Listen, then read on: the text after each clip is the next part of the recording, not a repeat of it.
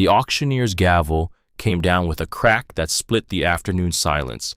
$7, just like that 80 acres of Montana belonged to a girl with $12 left in her pocket, no family she could name out loud, and a face the locals had already decided not to remember. 18 years old, standing in a courthouse that smelled like dust and old varnish, holding a receipt that felt heavier than a tombstone. Outside, the wind moved across the prairie the way it had moved for 10,000 years before anyone bothered to call this place a town. It didn't care who held the deed. It only cared that something was about to begin. Her name was Sage Whitmore, and for the first 16 years of her life, she didn't know that name meant anything at all. To understand how a girl with nothing ends up owning land for the price of a diner breakfast, you have to go back. You have to go back to a gray cafeteria in Nebraska, to a window that looked out on a parking lot where social workers came and went, taking some children and leaving others. You have to go back to a morning in March when the oatmeal was thin and the powdered milk was thinner, and a woman with tired eyes called a girl into her office to give her a small cardboard box and a fold of cash and a kind of goodbye that wasn't really kind at all. That was the beginning. That was always the beginning. Sage was 16 the day they let her go. In the foster system, 16 is a cliff. Too old to be adopted, too young to matter. The state would keep a file on her for 2 more years, but the chances of someone showing up to take her home had dropped to almost nothing the day she turned 13. By 16, the staff didn't even bother pretending anymore. They just counted down the months until her file could be closed and her bed could be filled by some smaller child with bigger eyes and better odds. Mrs. Whitaker found her after breakfast. She was a tired woman with tired eyes, and she had been running St. Augustine's for 22 years. She wasn't unkind. Sage understood that even then, Mrs. Whitaker was simply worn down by too many children and not enough miracles. She had handed out too many cardboard boxes in her life to put much ceremony into another one. The office smelled like old coffee and printer ink. The manila envelope held $175. State allowance, enough for maybe 2 weeks if a person was careful and slept somewhere that didn't charge money for the privilege. The cardboard box was small enough to hold in one hand. 12 years in foster care, 12 years of files and forms, and caseworkers writing notes in the margins of her life. And this was what remained of the woman who had given birth to her. One small box, light as a sparrow. "These are your mother's effects," Mrs. Whitaker said. "We've held them in storage since you arrived. You're old enough now to have them." Sage stared at the box. She didn't open it. Not there. Not in front of Mrs. Whitaker, with the fluorescent light buzzing overhead and the smell of bleach drifting in from the hallway. Some things you don't open in front of strangers. Some things you carry out into the world first and find a quiet corner and unwrap with hands that won't stop shaking. She asked about her father. Mrs. Whitaker shook her head. She asked about her mother.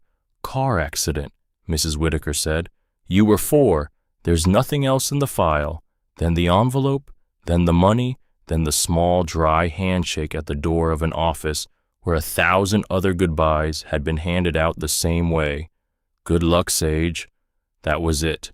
16 years in the system done. She opened the box that night in a bus station in Lincoln. The fluorescence flickered. A janitor pushed a wet mop in slow circles across the linoleum.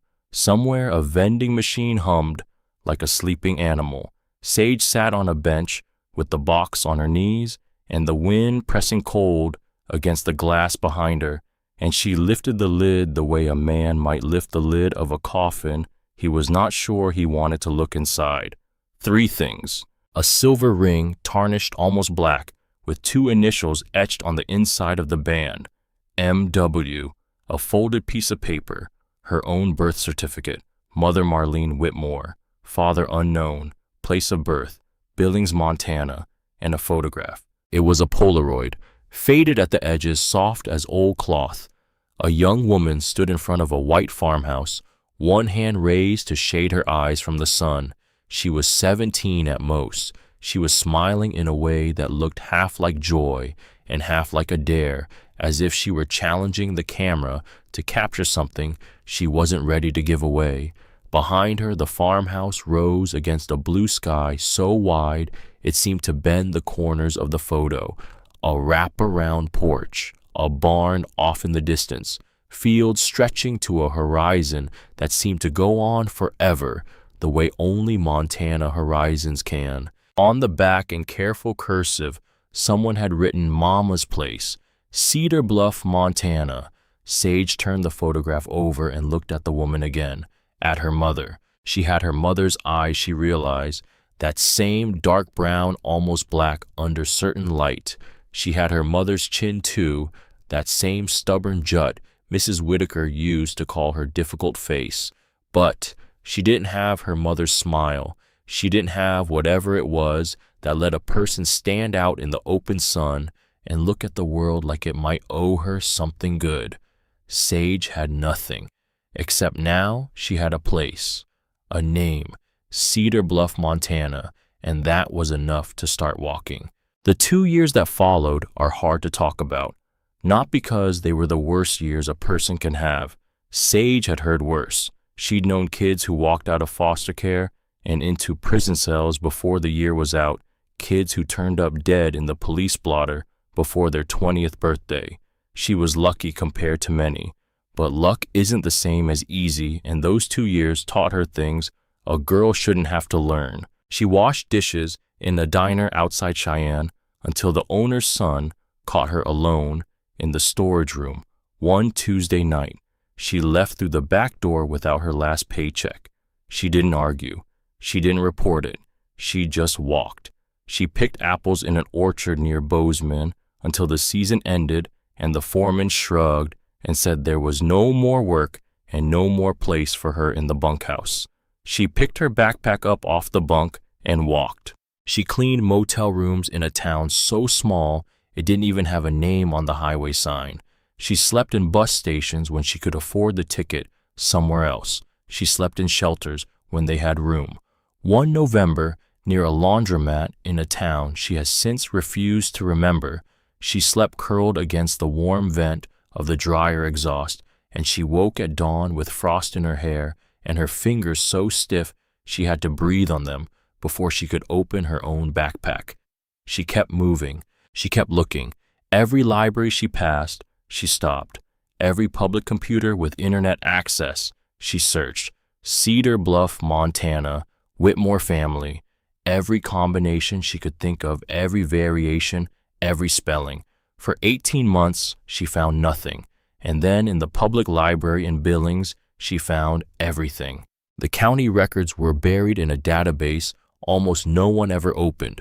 Property files, tax documents, the bones of a place. Sage sat in a wooden chair under a fluorescent light, her boots wet from the slush outside, her hands trembling above the keyboard, and she found what she had been looking for since she was 16 years old. Cedar Bluff had been a real town once. 300 people at its height in the 1940s, a feed store, a church, a one-room school, a scatter of farms along a river that dried up every summer and came back swollen every spring. Now, the population was listed at 800 and falling. The school had closed in the late 90s. The church held services once a month when a circuit preacher made his rounds, but the property records still existed. And in those records, Sage found her. Adelaide Whitmore, 80 acres, Section 12, Township 4 North, primary residence 1 farmhouse, 1 barn, various outbuildings, property acquired 1952. Adelaide Whitmore had been her great-grandmother. Sage sat there a long time staring at the screen, and she didn't move.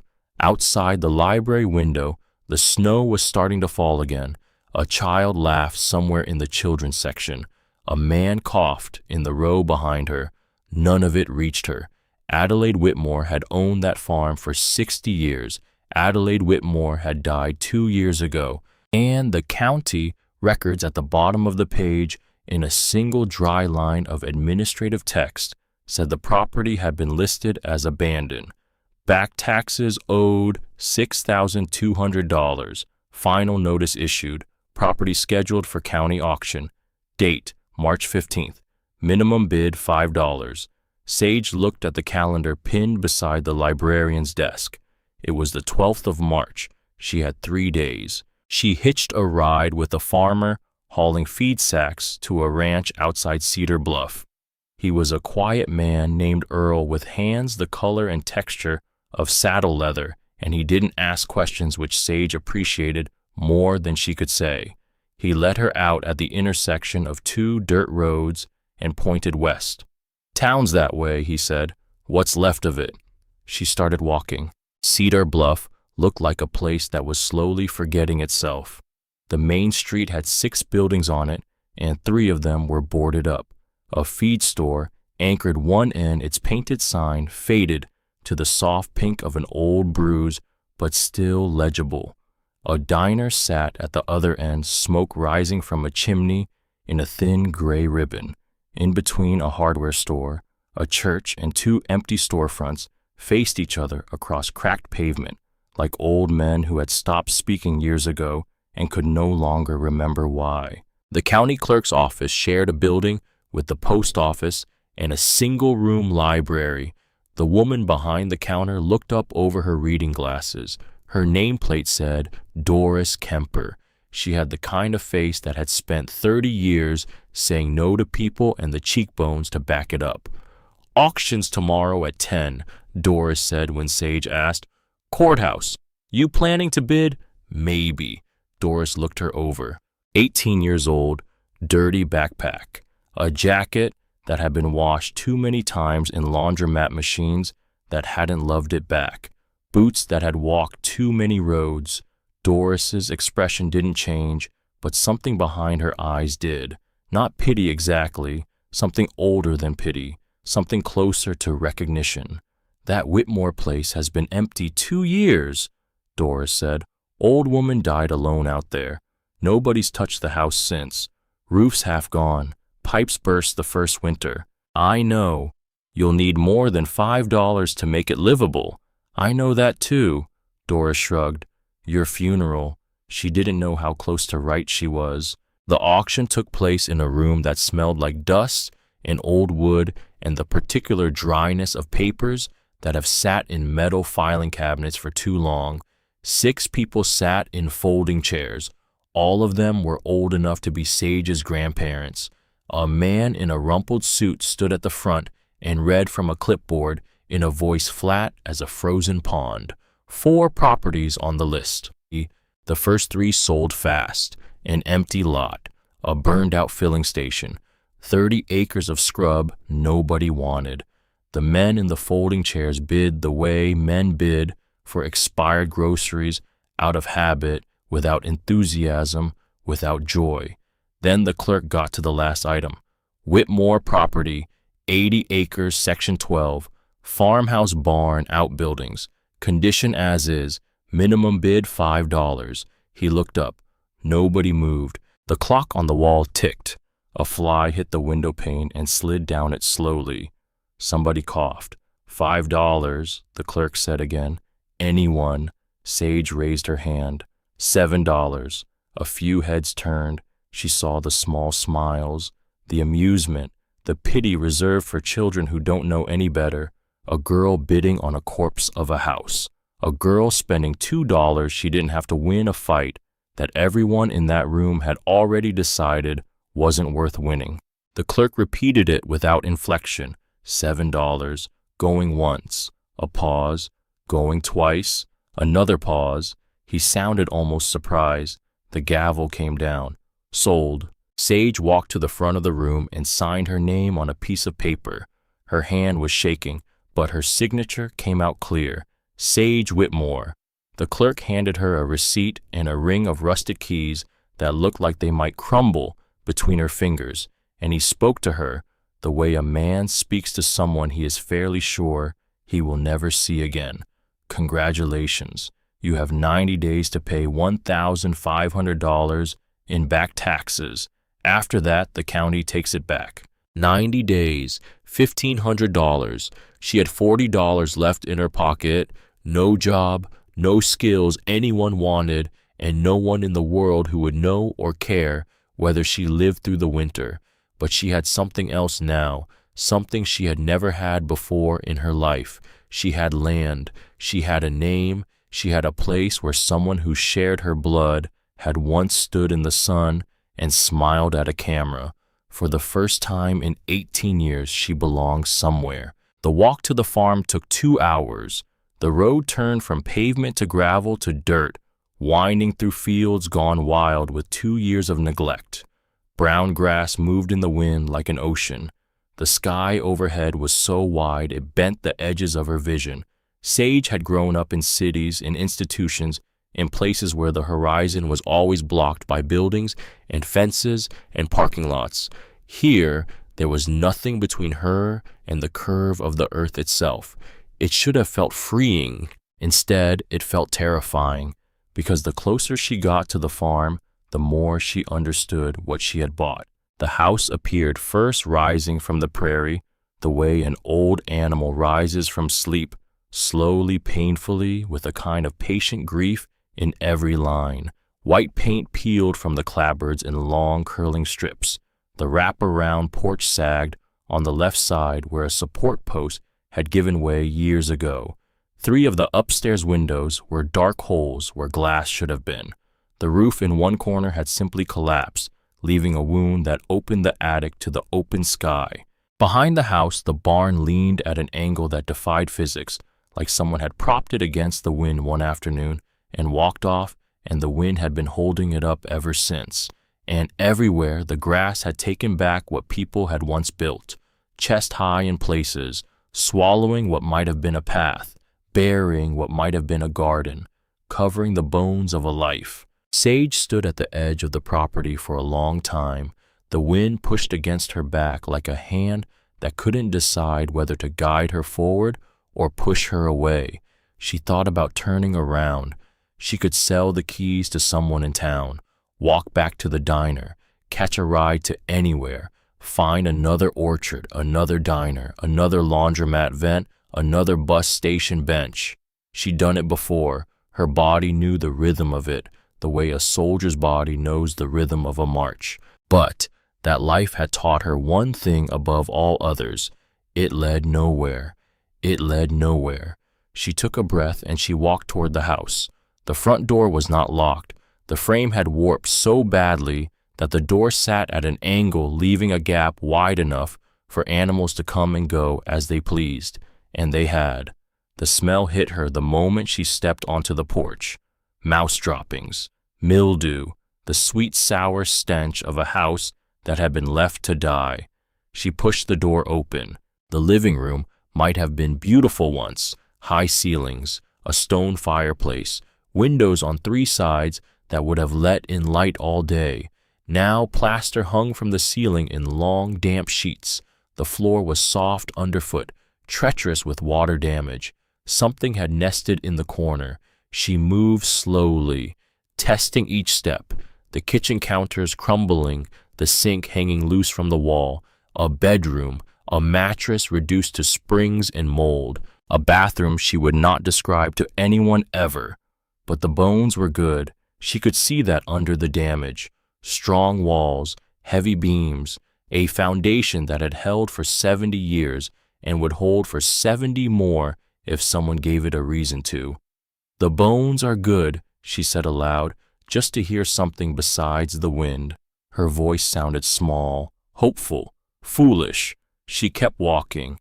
In what had once been a back room, she found the first true sign that someone had lived in this house, not just existed in it, lived in it.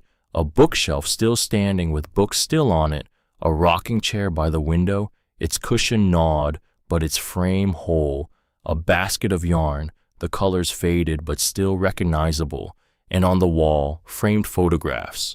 She approached them carefully, afraid they might crumble at her touch.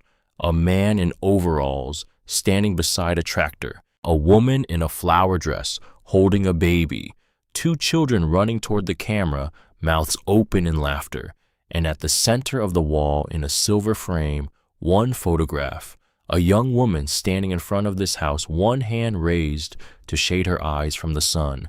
Sage reached out and she touched the glass. It was cool under her fingers, real. Her mother had stood in this room. Her mother had hung this photograph. Her mother had been here. Sage sank slowly down onto the warped floorboards, and for the first time since she was 4 years old, she cried as if she had finally been given permission. That night she slept in the truck. It was an old Chevrolet pickup, rusted to the color of dried blood, parked in what had once been a detached garage behind the house. The keys were still in the ignition. When she turned them, the engine coughed twice and died, but the cab was dry. The seats were cracked, but not moldy, and when she curled up with her jacket as a blanket and her backpack as a pillow, it felt more like safety than anything she had known in years. The cold woke her before dawn. March in Montana is not kind to people sleeping in dead trucks. Her breath came out in white clouds. Her fingers were stiff and clumsy. When she finally got the door open and stepped down into the frost, the grass crunched under her boots like broken glass. But the sky, she had never in her life seen a sky like that. Pink and orange and gold spreading from the horizon like a fire that had been waiting all night to start. The fields stretched out around her silver with frost, and for one long moment she forgot the cold and the damage and the $1,500 she did not have and the 90 days she could not waste. She just stood there, and she watched the sun come up on her land. Her land. The words felt foreign in her mouth, like a language she was only beginning to learn. But she said them out loud there in the frozen grass, with her breath rising like smoke into the new light. My land. She went back to the house as soon as there was enough light to see by. She needed to understand what she was dealing with, how bad the damage really was, what could be saved and what couldn't, and she needed to find the hatch. The night before, huddled in the dead truck, she had read through the papers from her mother's box one more time. Among them was a folded letter, so old the creases had almost worn through, written in a careful cursive that did not match her mother's handwriting. My dearest Marlene, I don't know if you will ever come back. I pray every day that you will. But if you don't, I want you to know that I forgive you. Whatever happened that night, whatever made you run, it doesn't matter. You are my granddaughter. You are my blood, and I love you. If you ever do come home, look under the barn, your great-grandfather's hiding place. He built it during the Second World War when he thought the world might end. I have kept it up. Everything you need to start over is there. Come home, Marlene. Please come home. All my love, Grandma Adelaide. The letter wasn't dated, but it had been in her mother's belongings when she died, which meant her mother had kept it carried, it never thrown it away. Maybe she had meant to come back. Maybe she had tried. Maybe she had spent her whole short life planning a return she never found the courage to make. Sage would never know, but she could find the hiding place. The barn was worse than the house. The main structure leaned so far to the east that she was afraid to breathe near it. Half the roof had fallen in, creating a mountain of debris that blocked most of the interior. The smell of rotted hay and old animal waste made her eyes water, but the floor was still there. Wooden planks warped and filthy but solid when she tested them with her weight. She started in the corner furthest from the collapsed section, feeling along the edges of each plank, looking for a seam, a hinge, anything that suggested a door. It took her 2 hours. The hatch was in the second stall, hidden under a layer of dirt and old hay so thick it looked like part of the floor. She found it by accident when her boot caught on a metal ring she had taken for a broken piece of equipment. She pulled. The door was heavy. Her arms burned, but slowly, inch by inch, it came up. Beneath it, wooden stairs descended into darkness. She used her phone for light. The battery was almost dead and she didn't care. She had to see. The room below was small, maybe 8 feet by 8 feet. The walls were lined with shelves, and the shelves were lined with the careful inventory of a woman who had prepared year after year for a homecoming that never came.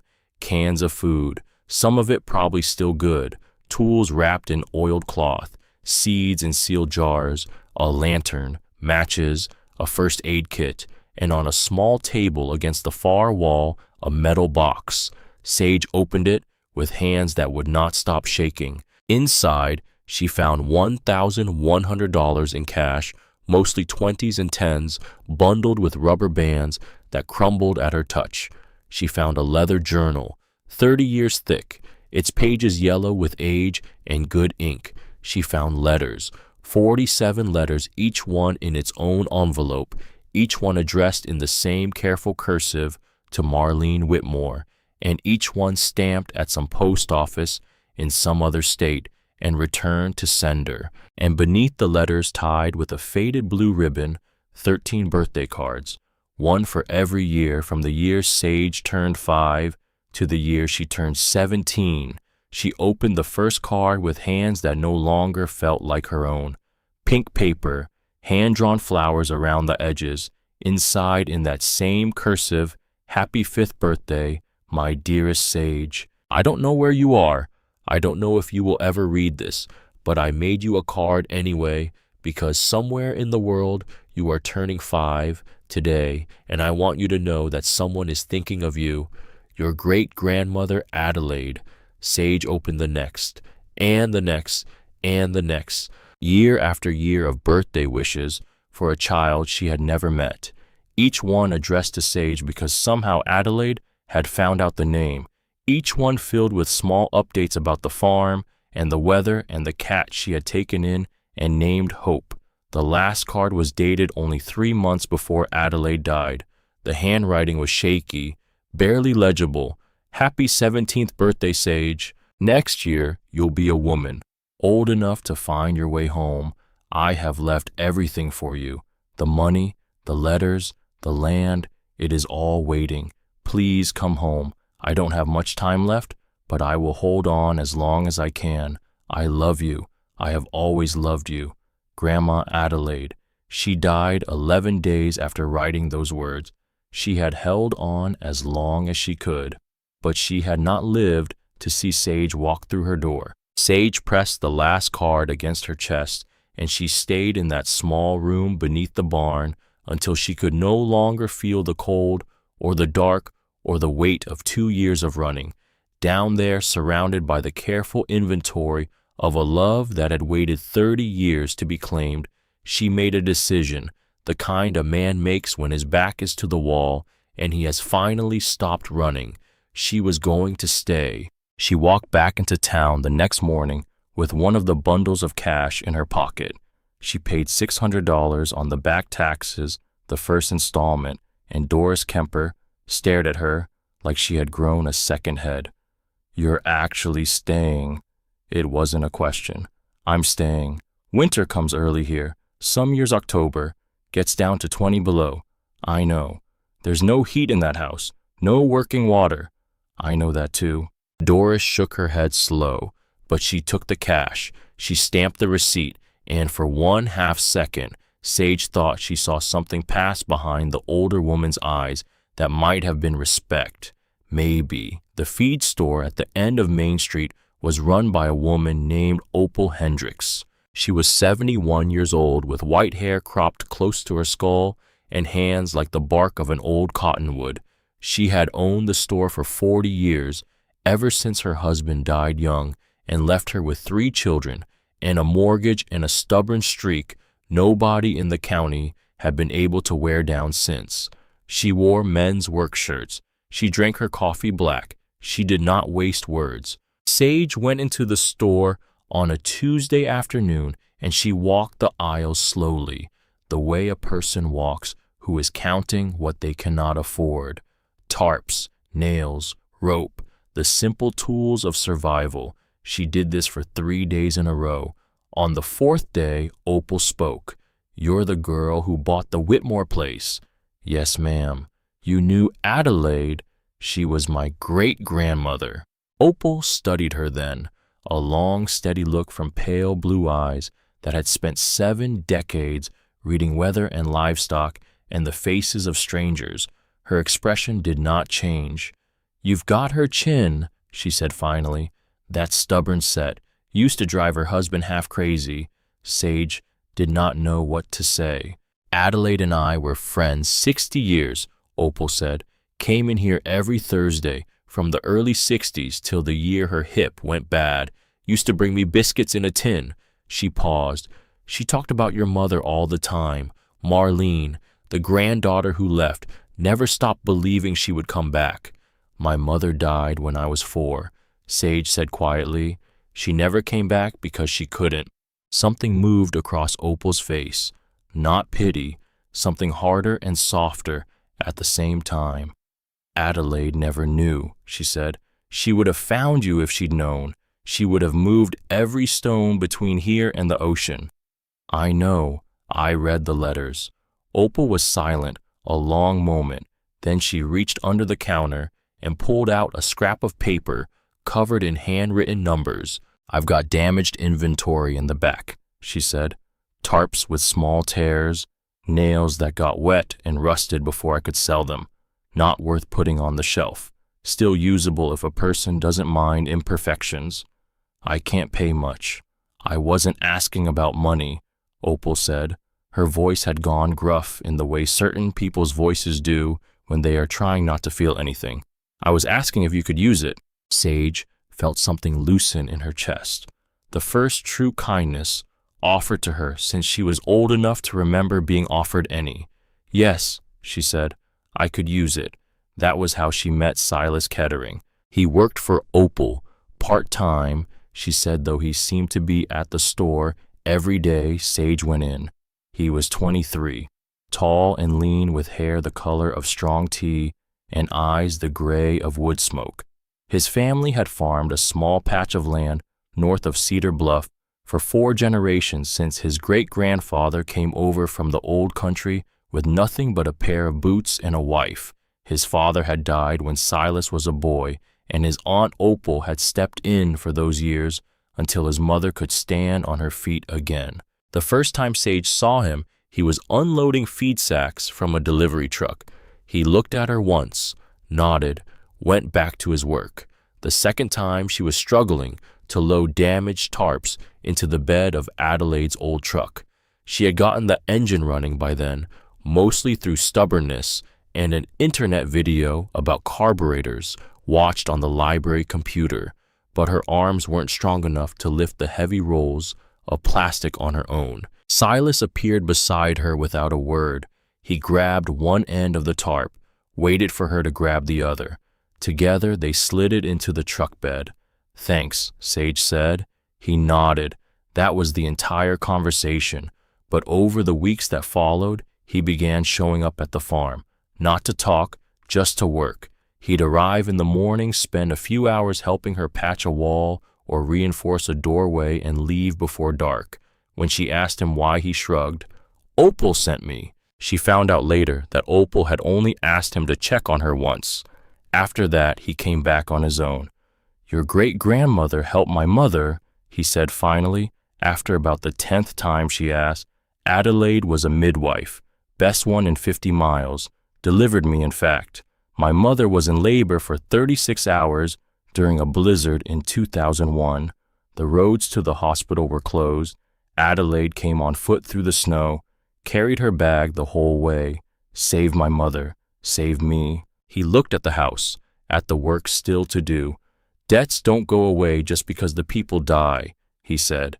The third person who pulled Sage back from the edge that spring was Verna Caldwell. She was 52 years old, a widow. She ran the only diner in Cedar Bluff, 6 booths, a counter with 5 stools, a kitchen that had not been updated since the mid-'80s. Her husband had died of a heart attack at the grill 10 years earlier, and she had run the place alone ever since, opening at 5 every morning and closing only when the last farmer had finished his coffee and pushed back from the counter. Verna hired Sage to wash dishes 3 nights a week. Minimum wage. Cash. No questions asked. "Adelaide used to sit in that booth right there," Verna said, pointing, with a chipped coffee mug. Every Sunday after church, same booth, same order, coffee, apple pie, whatever gossip she'd collected during the week. She smiled at the memory, the way people smile at the dead. She talked about your mother all the time, showed me pictures from when Marlene was a girl. Adelaide was so sure her granddaughter would come back someday. Verna looked at Sage across the counter. I guess she was right, just not the way she expected. Sage worked at that diner for 3 months, scrubbing pots until her hands cracked, mopping floors until her back ached, eating whatever Verna couldn't sell at the end of the night, which was sometimes the only food she got that day. It was not glamorous work. There is no romance in pot scrubbers and grease traps, but it was survival and it was honest. And at the end of each shift, Verna would slide a folded handful of bills across the counter and say nothing about how much. It was only nod once the way old soldiers nod. By the time April came around, Sage had a roof that didn't leak everywhere it used to. She had walls that mostly blocked the wind. She had a wood stove she had salvaged out of a collapsed shed 20 miles away, hauled home in the back of Adelaide's truck, and pieced together with wire and prayer and a stovepipe she could only describe as optimistic. She had learned to chop wood. She had learned to read the sky, to know when storms were coming by the way the clouds stacked themselves on the horizon. She had learned to bank a fire so it would last through the night. She had learned, in short, to live like her great-grandmother had lived, slow, careful, watching the land, and then she made an enemy. His name was Caleb Sterling. He owned the largest ranch in the county, 2,000 acres spread across both sides of the river. He raised cattle and grew wheat and employed half the town, which meant half the town owed him something, a paycheck, a favor, a deferred debt, a quiet word to look the other way when something needed not to be seen. He came up the road on a Thursday morning in the kind of pickup that still had factory polish on the chrome. He stepped out with boots that hadn't been near a real working field in years and a smile that did not reach his eyes. "Miss Whitmore," he said. The way he said her name made it sound like something he had scraped off the bottom of his shoe. "I wanted to welcome you to the neighborhood." "Thank you. I also wanted to make you an offer." He pulled a folded paper from inside his coat and held it out. $3,000 for the property as is.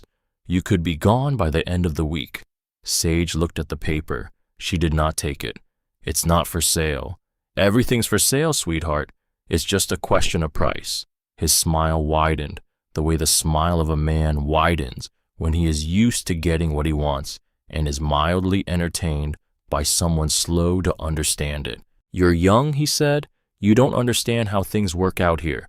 This land is isolated, hard to access, expensive to maintain. You'll burn through whatever money you have by the first hard freeze. And then what? Then I'll figure it out. Like your great-grandmother did." The smile dropped off his face. "Adelaide was a stubborn old woman," he said. "Refused every offer I made her for 30 years. Sat out here alone, watching the place fall apart around her, watching her granddaughter never come home." He paused. "Is that what you want? To die alone in that house, with a window full of nothing?" Sage met his eyes. They were the pale gray of ice over standing water. "My great-grandmother kept this land in my family for 60 years, she said. "I intend to do the same." Sterling's jaw tightened, just for a second. He covered it quickly, but Sage saw it. The flicker of a man who is not used to being told no by a girl with mud on her boots. "You have 90 days to pay the back taxes," he said. "If you miss the deadline, the county takes the land, and I will be there to buy it." "Then I'd better not miss the deadline." He stared at her a long moment, then he turned and walked back toward his truck. But at the door he paused. He looked back over his shoulder, and what he said next went into Sage's chest like a thin knife slipped between the ribs. "Your mother used to say the same thing," he said, "about not being moved, about standing her ground, stubborn, just like her grandmother. We all saw how that turned out." The world went quiet. For one suspended second, the wind stopped moving across the prairie. The crows in the cottonwood by the gate fell silent. The very dust on the road seemed to hold its breath. Caleb Sterling smiled, just the corner of his mouth. "Look how far your mother got, Miss Whitmore," he said. He climbed into his truck. He drove away. And Sage Whitmore stood alone in the road. Her great-grandmother had walked for 60 years, 80 acres of broken Montana.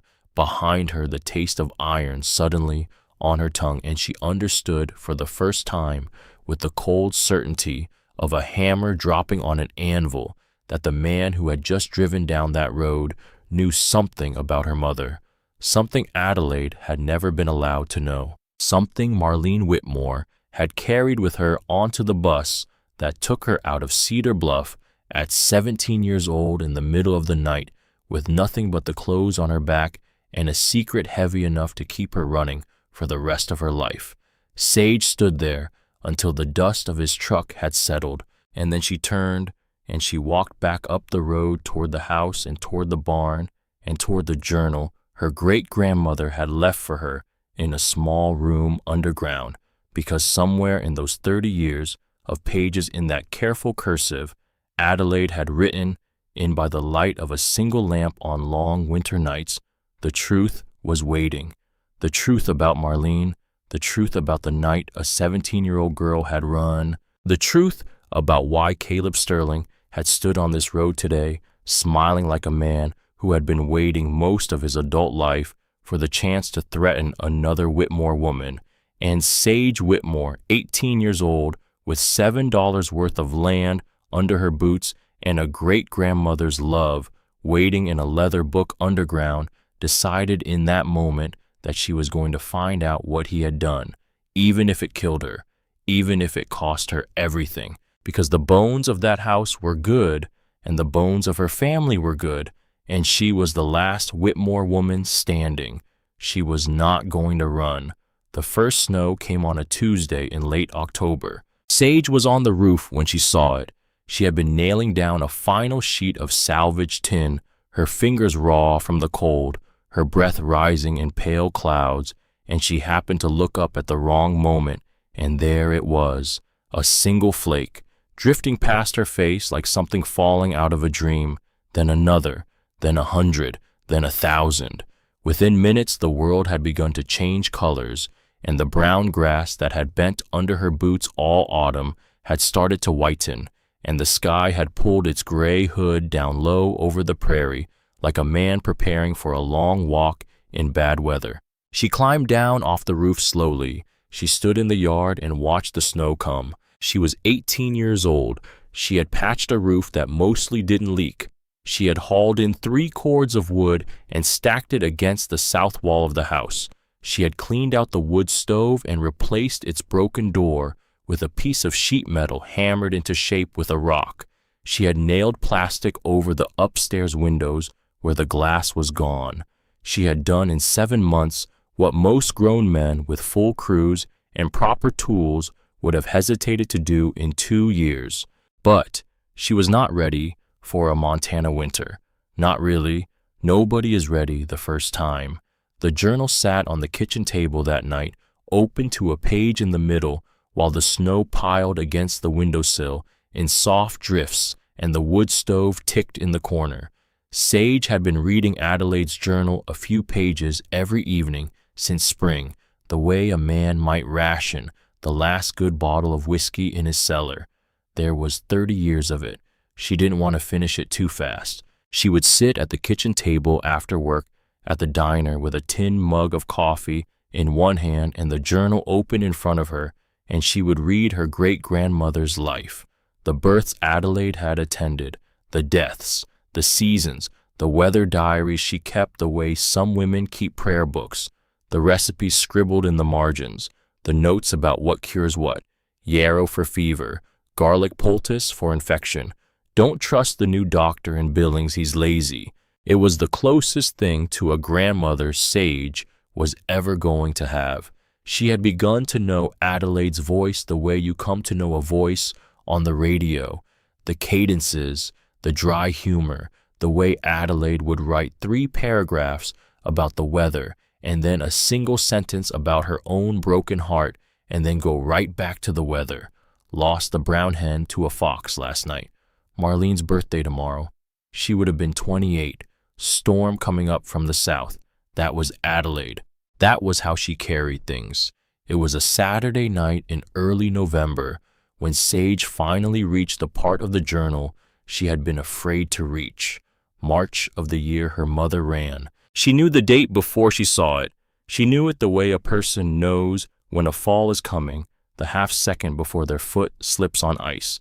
She had been pacing herself for weeks, reading slower as she got closer, finding excuses to put the book down and walk outside to fold laundry, to chop more wood she didn't need, because she had done the math, because she had known since the day Caleb Sterling stood on her road and smiled at her like a man holding a secret in his teeth that somewhere in this journal was the night her mother ran. She turned the page, and there it was, March 14th.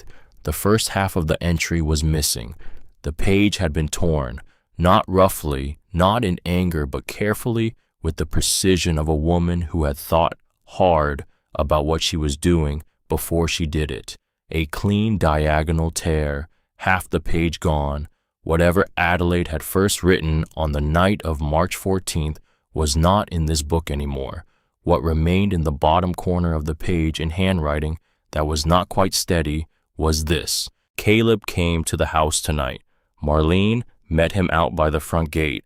I could not hear what they said, but I could hear how they said it. Voices low, the way two people speak when they are afraid of being overheard. Marlene came inside white as a sheet, would not look at me, went upstairs to her room. I knocked. She would not open the door. March 15th. Marlene is gone.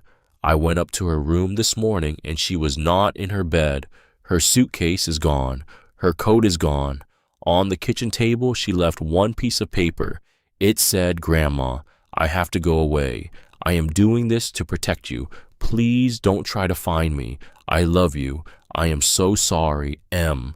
Sage sat at the kitchen table for a long time after she read those words.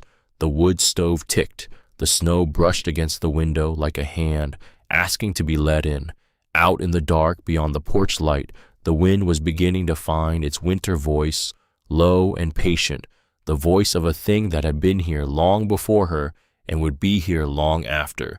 She read the entry 3 more times. She thought about what Caleb Sterling had said to her on that summer road smiling. She thought about her mother at 17, walking out of this house in the middle of the night with a suitcase, leaving a note that said, I am doing this to protect you.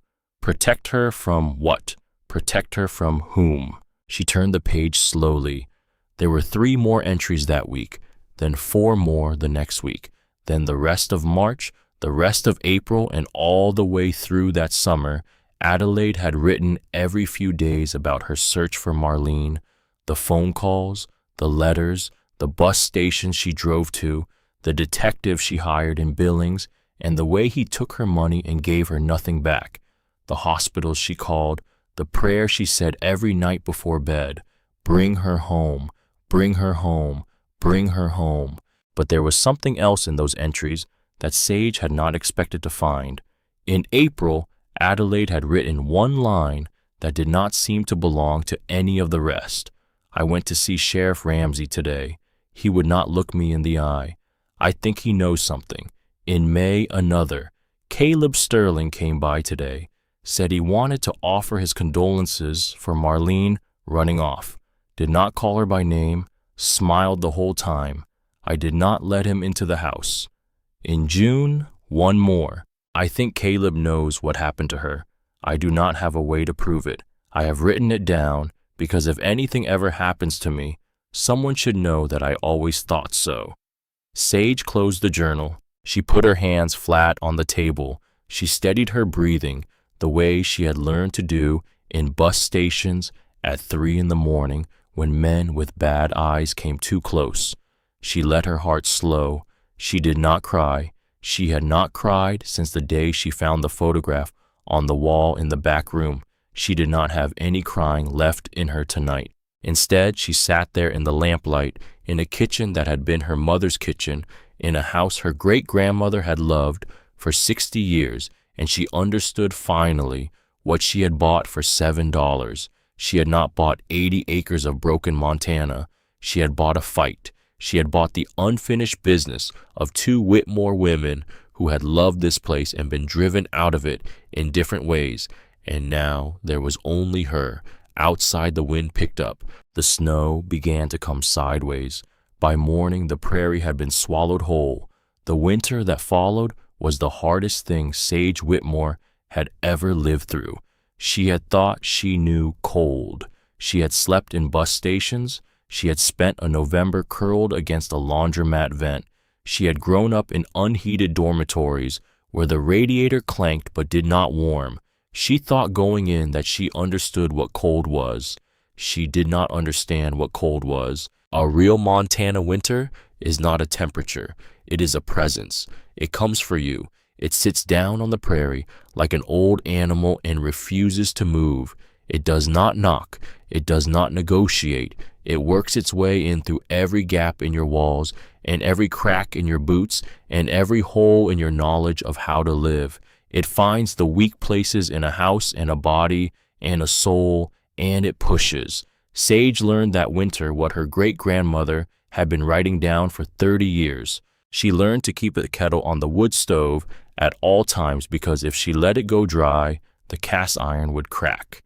She learned to break the ice on the water barrel before sunrise because by sunrise, the ice was 3 inches thick. She learned to wear 2 pairs of socks inside her boots and to never let her feet get wet.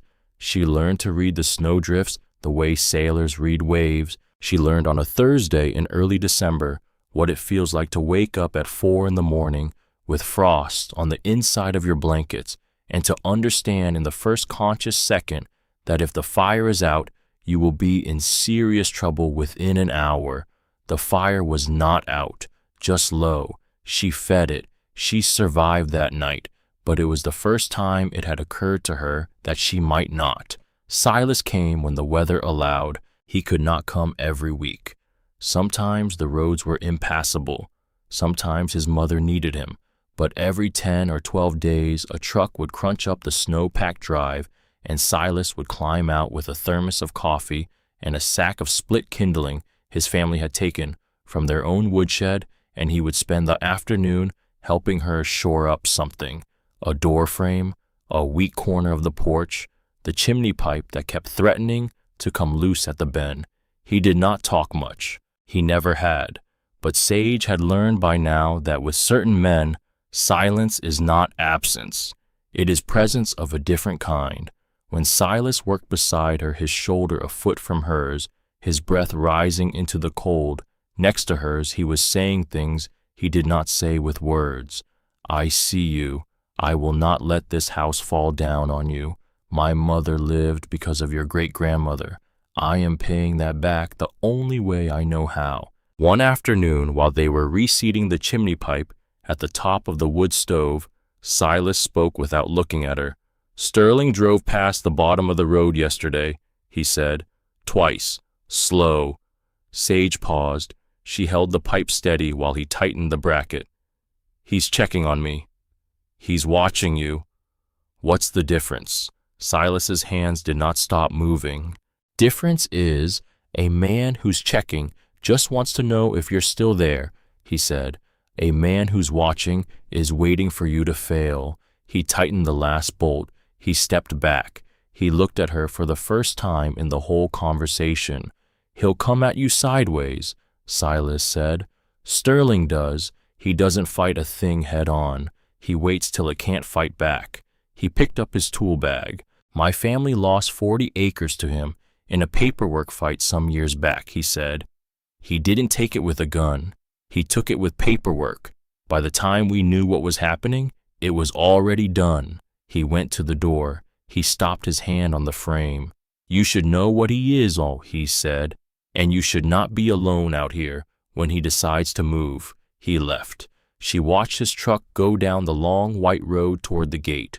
That night, the wind picked up to 40 miles an hour, and the lantern in the kitchen swayed on its hook, and the windows rattled in their frames, and Sage sat alone at the table and read Adelaide's journal for 2 more hours by the light of one lamp, and she understood that Silas Kettering was right.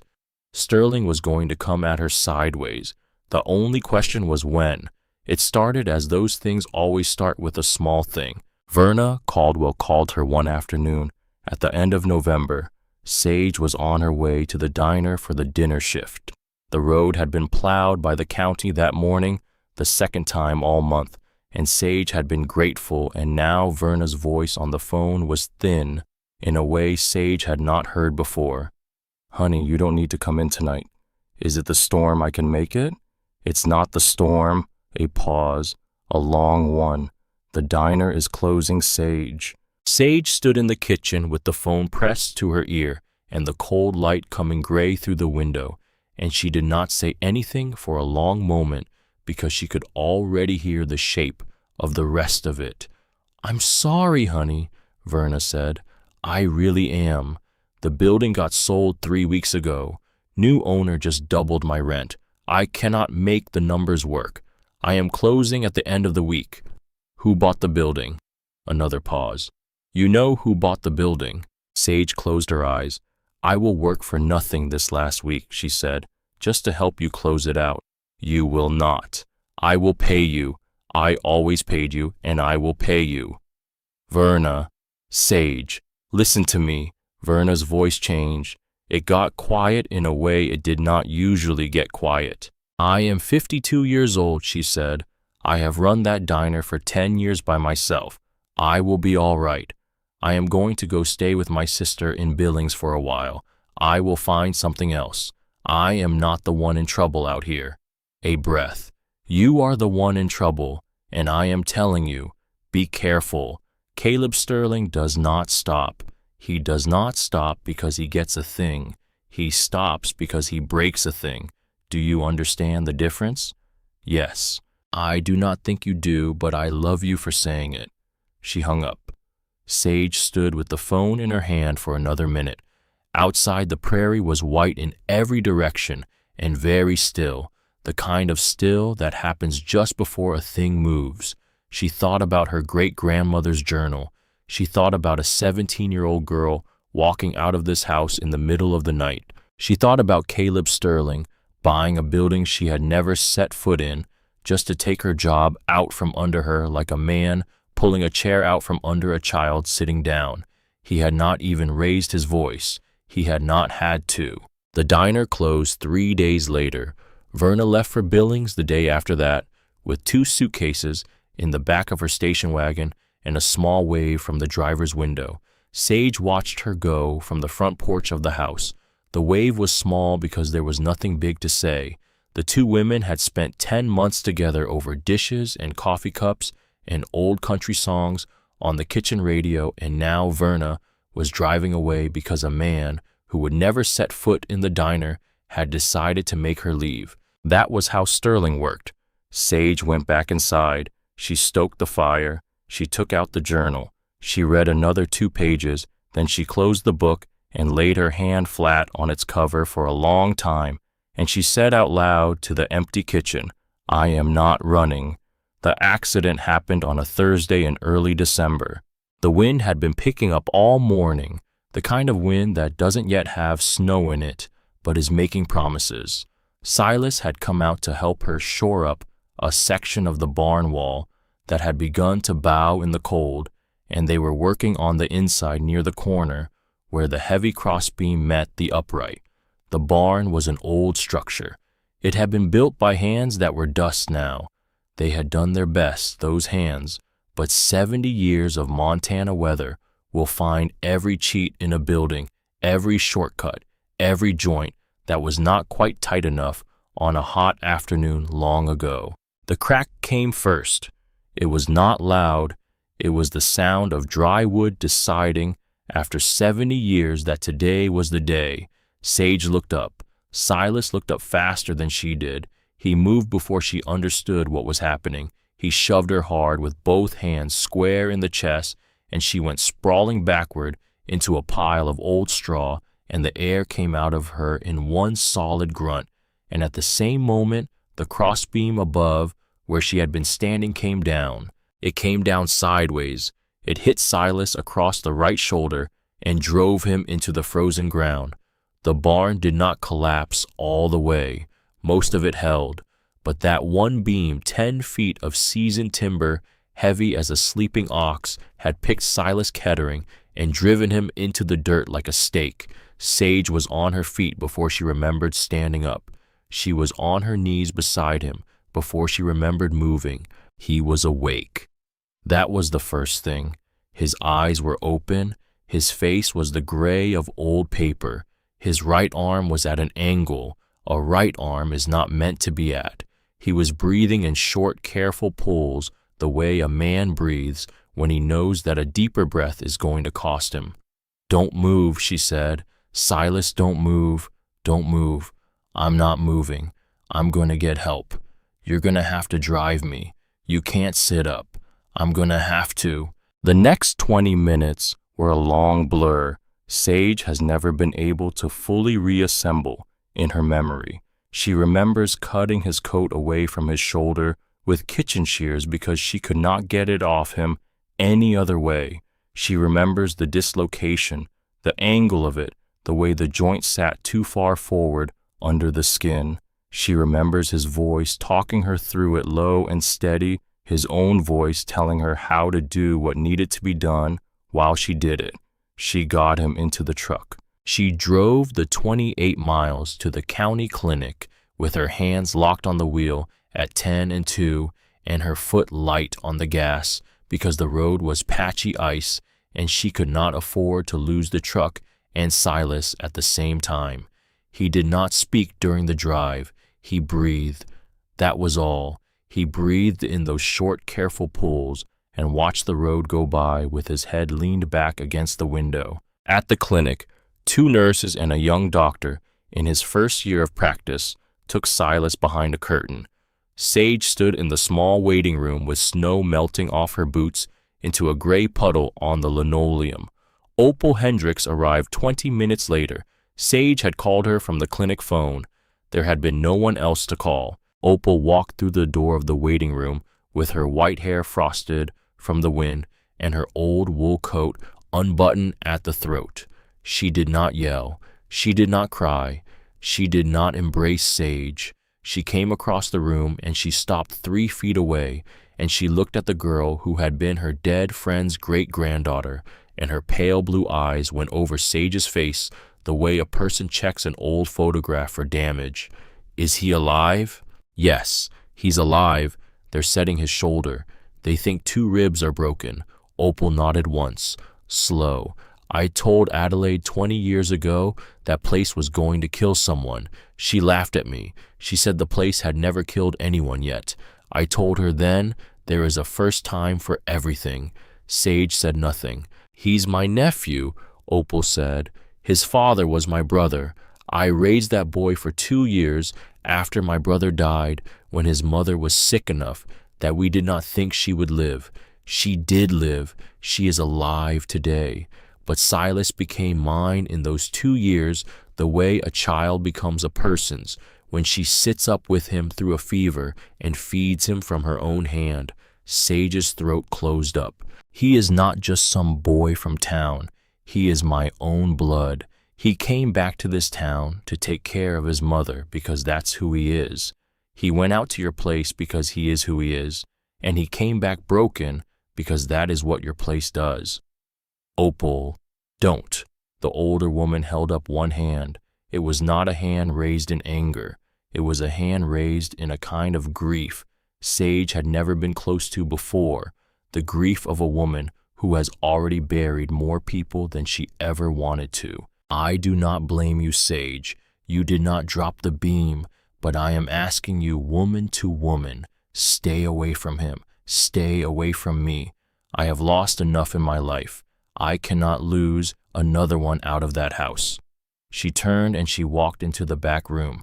She did not look back. Sage stood in the waiting room a long time. The fluorescent light hummed. A child cried somewhere down the hall. The young doctor came out at some point and said Silas would be all right. The shoulder was set. The ribs would heal. He would need 6 weeks. He would not be doing heavy work. He was going to be transferred to his mother's house in the next county where she could look after him while he healed. Sage drove home alone in the dark. The snow had started again on the way back, just light, just enough to dust the windshield and the long, empty road. When she got home, she did not light the lamp. She sat in the dark kitchen in her coat and her boots, and she put her head down on her arms on the table, and she stayed like that for a long time. She did not cry. She did not have any crying in her. She just stayed bowed there in the dark, in the cold, until the fire in the stove was almost out, and she had to get up and feed it, because that is what a person does. They feed the fire. They keep the kettle from going dry. They go on living because there is no other available option. The lawyer came on a Wednesday in mid-December. He was a thin man in a wool overcoat that fit too well and was too clean for the road. His leather shoes were entirely wrong for the slush on the porch. He had a kind of smile that does not actually involve any muscles of the face, only the showing of teeth. Miss Whitmore? Yes. My name is Bennett. I represent Mr. Caleb Sterling. He held out a folded paper. She did not take it. He let it hang in the air a moment, then he stepped forward and set it on the porch rail beside her. You're being served notice, he said. Mr. Sterling is asserting his legal right to the access road that crosses his property. Sage looked at the paper. She did not pick it up.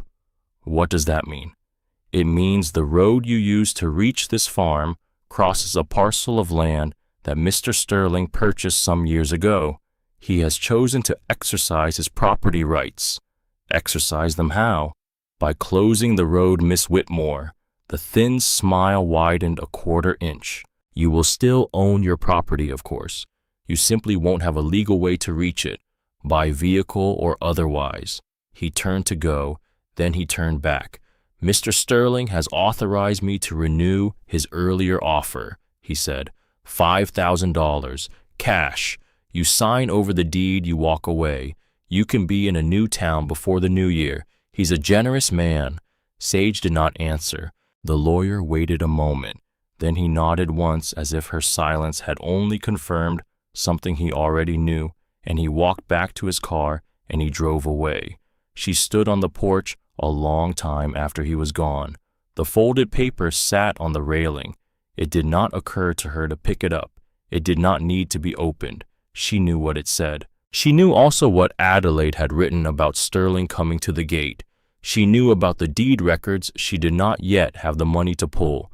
She knew about Silas with a broken shoulder in his mother's house in the next county, and Verna in Billings with 2 suitcases, and Opal saying, "Stay away from us," and the journal on the kitchen table with the torn page in March. She knew that Sterling had not started this fight in November. He had not started it in March. He had started it years ago, in the same house she was now standing on the porch of, when he had said something to a 17-year-old girl that had been so frightening it had made her walk away from her grandmother forever. And now he was finishing it. He thought he was finishing it. The night of December 24th was when she nearly broke. It would be dishonest to pretend otherwise. The temperature dropped to 30 below at sundown. The wind began to climb. By 8 at night the snow had started, and by 10 it was no longer falling, but flying blown sideways past the windows in long white ropes. The wood stove was burning hard, but the cold was coming in through cracks she had not known existed, through the door frames and the window frames and the old places in the walls where the chinking had given up. Her breath was visible inside her own kitchen. She had 3 logs left in the wood box. She had counted them twice. There were 3. The rest of the woodpile was outside against the south wall of the house under 3 feet of new snow, and the kind of wind a person did not walk into voluntarily. She sat in the rocking chair by the stove. She wore every piece of clothing she owned. Her great-grandmother's wool blanket was around her shoulders. Adelaide's journal was open on her lap, but she was not reading it. She was just looking at the handwriting, the shape of the letters her great-grandmother's hand had made. She thought with a kind of clear, tired honesty about leaving. She did not have to stay. She could walk out to the truck at first light if the truck would start, and she could drive away. She could leave the keys on the kitchen table. She could leave the journal. She could let the county take the land back. Sterling would buy it. Sterling would win, but Sage Whitmore would be alive. She would be on a bus somewhere south by next week. She would find another diner, another orchard, another laundromat vent. She had done it before. She could do it again. She sat with that thought a long time. She let herself look at it from every angle, the way Adelaide must have looked at every hard thought by the light of one lamp on a long winter night. And in the end, she did not leave. Not because she was brave. She was not brave that night. She was 18 years old and tired and afraid. She did not leave because of one sentence. A sentence her great-grandmother had written in a letter folded into the back of the journal, a letter Adelaide had addressed to no one in particular. The letter Sage had read twice already and would read 100 more times in her life. Keep the light in the window on, not for yourself, for whoever comes after you. That was the whole sentence. Sage looked at the kerosene lamp on the kitchen table. The flame inside the glass was small and steady. She had been thinking for the last hour about whether to put it out to save the fuel. She did not put it out. She turned it up. She set it on the windowsill in the front window where it could be seen from the road, and she pulled the rocking chair closer to the stove, and she pulled the wool blanket tighter around her shoulders, and she waited. She did not know what she was waiting for. She found out at 20 minutes past midnight. She saw it first through the gap in the curtain. Headlights, moving on the long county road at the bottom of the property, not driving steady, weaving, the kind of weaving a vehicle does when the driver is no longer fully in control. The lights came closer. They got slower. They reached the curve where the road dipped into a gully that filled with snow every winter and never quite drained. The lights stopped. They did not move again. For a moment, Sage thought she might be imagining things. No one drove in weather like this. No one drove out here at this hour on Christmas Eve. The road from town had to be impassable. The wind had to be making her see things in the dark. But the headlights stayed where they were, and then one of them flickered, and then the other. Someone was inside that car. Sage stood up so fast, the rocking chair banged against the wall behind her. She moved through the kitchen the way you move when your body has made the decision before your mind catches up. She pulled on her great-grandmother's heavy wool coat, the one Adelaide had worn for 20 winters of midwifery, the coat that had walked through a Montana blizzard to deliver Silas Kettering into the world. She wrapped the scarf around her face until only her eyes showed. She pulled the wool hat low. She grabbed the kerosene lantern from the table and lit a second wick. She grabbed the heavy wool blankets from the chest by the door. She went out into the storm. The cold hit her like a physical assault. The wind tried to take her off her feet. The snow was coming sideways, ice-fine, blinding. Within 20 seconds, her eyelashes had frozen. Within 30, she could not feel her face. Within 40, she had to lean into the wind at a 30-degree angle just to keep moving in a straight line. But she could see the lantern in the window behind her. That was the trick. She could see the light her great-grandmother had told her to keep on. She walked down the long white slope of her property toward the road. 300 yards, maybe 400. The headlights of the stranded car got closer in slow, fierce increments. The lantern in her hand was nearly invisible in the storm, but the people inside the car would be able to see it the way the lighthouse keepers on the old coast had been able to be seen by ships, just a small, steady light moving through a sea of white. The car was a Honda Civic, a small front-wheel drive sedan, completely unsuited to a Montana winter. It had slid off the road and into the ditch on the downhill side, its rear wheels spinning uselessly against the ice, its front end buried up to the bumper in a snowdrift. Inside, through the snow-fogged glass, Sage could see shapes, a woman in the driver's seat, 2 children in the back huddled under what looked like a single thin blanket. Sage banged on the window with her gloved fist. The woman turned her head. Her face appeared in the glass, brown hair, wide eyes, terrified. Sage made the universal motion. Open the door! The woman fumbled. The door swung outward. The wind almost took it off its hinges. My children, the woman said. The voice came out broken. Please, my children. In the back seat, the older one, a boy of about 9, sat up straight when he saw Sage's face. He had his arm around the smaller one. A girl, maybe 5. The girl was not moving. Her lips were a color lips should never be. Sage did not think. She acted. She wrapped the little girl in 2 of her great-grandmother's wool blankets and lifted her against her chest. The child weighed nothing. She weighed like a bird. Sage did not remember running back up the long white slope of her property toward the lantern in the window. She remembered the weight in her arms. She remembered the boy stumbling along beside her, holding the corner of her coat. She remembered the mother behind them, dragging the blanket and a small bag, and not asking questions, just following the light. When they reached the porch, the mother slipped on the iced top step and went down hard on one knee, and Sage did not stop to help her up, because the little girl in her arms was not breathing right, and the boy beside her was crying for the first time, and Sage knew, with the strange clear certainty, Adelaide's journal had been training her toward for 8 months, exactly what she needed to do next. She kicked the front door open with her boot. She carried the little girl into the warm kitchen. She set her on the floor by the wood stove. She unwrapped the blankets. The boy stood in the doorway. The mother came in behind him, gasping snow falling off her in clumps onto the warped floorboards. She's not waking up, the mother said. She stopped talking an hour ago. Please, please. Sage looked at the small girl on the floor.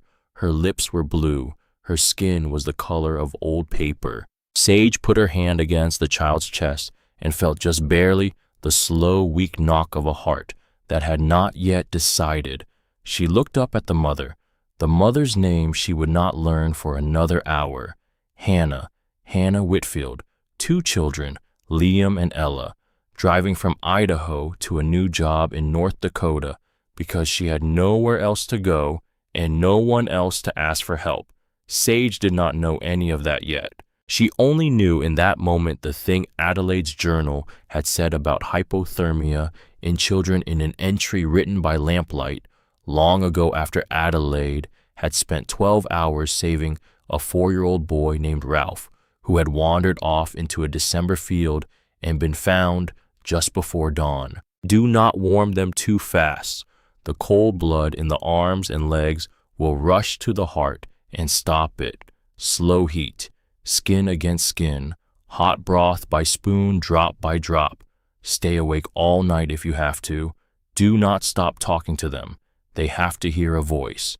Sage looked at Hannah Whitfield. She looked at the little girl on the floor. She looked at the lantern still burning in the window, where she had set it on her great-grandmother's instruction. And in the warm yellow circle of that one small flame, she understood that the night was not over. The night was just beginning. Sage moved like a woman who had been preparing for this night her whole life without knowing it. She put another log in the wood stove. She did not put 2. 2 would have been too much heat too fast. She put 1. She opened the damper a quarter turn. She closed the kitchen door against the cold front room. She moved a wool blanket to the floor in front of the stove and laid the little girl on it. Hannah, she said. The mother flinched at the use of her name, though she did not yet know how Sage had heard it. She must have said it earlier in the storm. Hannah, listen to me. I need you to take off your coat. I need you to take off her coat too. You are going to lie down on this blanket with her. Skin against skin, belly to belly. You understand? She's freezing. That's why. What if I make her colder? You won't. You are the warmest thing in this house. Hannah, listen. I need you to do this. Hannah Whitfield's hands were shaking so hard she could not undo the buttons on her own coat. Sage knelt beside her and did them. She lifted Ella's small body out of her wet sweater. The child's skin was cold and waxy. The mother lay down on the blanket in her undershirt, her ribs visible under the fabric, and Sage laid the little girl against her mother's chest and pulled 2 more wool blankets over the both of them. The boy stood by the kitchen door watching. "What's your name?" "Liam." "Liam, are you cold?" He nodded. He did not cry. He had stopped crying somewhere on the walk up the slope. "All right, you come over here. You are going to sit by the stove, and you are going to drink something warm, and you are going to talk to your sister. Do you understand? She has to hear your voice, yours and your mother's, all night. You don't stop talking to her about anything, about what you had for breakfast, papas, about school, about the color of the kitchen wall, about what you want to be when you grow up, about anything in the whole world. You just keep talking. Can you do that?" He nodded again. He was 9 years old and he understood her perfectly. Sage put the kettle on the wood stove. She put on a small pot for broth. She brought her great-grandmother's journal from the table and she set it on the floor beside the blanket where Hannah lay with her daughter, and she opened it to the page she had read in October about a 4-year-old boy who had been found in a field and who had lived because Adelaide Whitmore did not stop working on him for 14 hours. She did not read it out loud. She just kept it open beside her. She did the things Adelaide had written. For the next 6 hours, Sage Whitmore did not sit down. She kept the fire at a steady low burn. She brought broth in small spoonfuls and pressed it between the child's lips until the swallow reflex returned, and then she gave a little more and a little more. She warmed wet cloths and put them against the pulse points at the child's throat and groin the way Adelaide had written, slowly, slowly, never letting the cloth get too hot. She made the mother eat. She made the mother drink. She made the boy tell her every detail about a Christmas pageant he had been in at school in 2nd grade and the brown reindeer antlers he had worn for it. She kept the lantern burning in the front window. The wind battered the house. The wood stove ticked. The hours passed. At 3:15 in the morning, the little girl's chest began to rise and fall in a way that was no longer the slow, shallow rise and fall of something dying. It became the long, deep, slow rise and fall of a child sleeping. Her lips were no longer blue. They were a pale, tired pink. At 3:40, she opened her eyes. She looked up at her mother's face above her. She said in a voice that was barely there, "Mama, I had a weird dream." Hannah Whitfield made a sound that Sage will remember on her deathbed. It was not a sob. It was the sound that comes out of a mother when something that had begun to leave the world comes back into it. Sage stood up from the floor. She walked into the front room. She put her forehead against the cold glass of the window where the lantern was still burning, and there in the dark, in the warm yellow circle of one small flame, she let herself cry for the first time since she had touched her mother's photograph on the wall in the back room in March. She cried not for what had been lost. She cried for what had been saved. Hannah Whitfield did not leave. The roads were closed for 3 days after the storm. By the time they reopened, Hannah's Honda was a total loss. The engine block cracked from the freeze, the front end crushed against the ditch wall. She had $200 in her purse and a job in North Dakota that would not wait.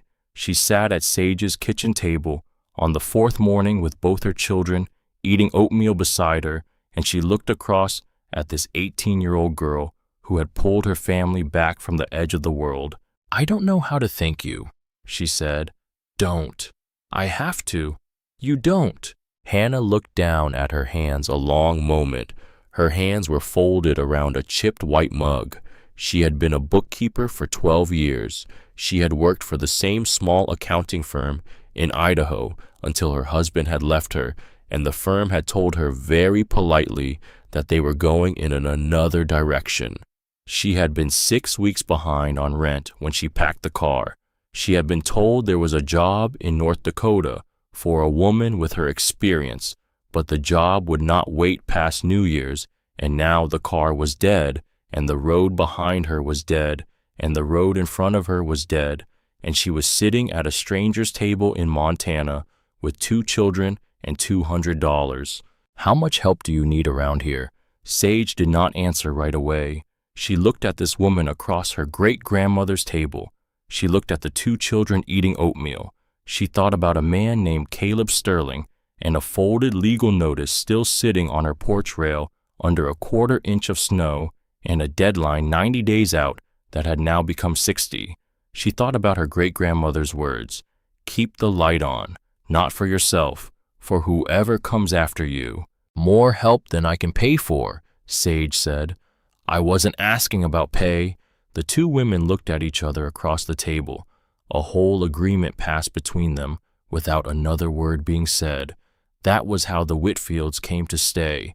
It was Hannah who pulled the deed records. She did it on the 5th morning after the storm on the public computer at the county clerk's office with Sage standing beside her.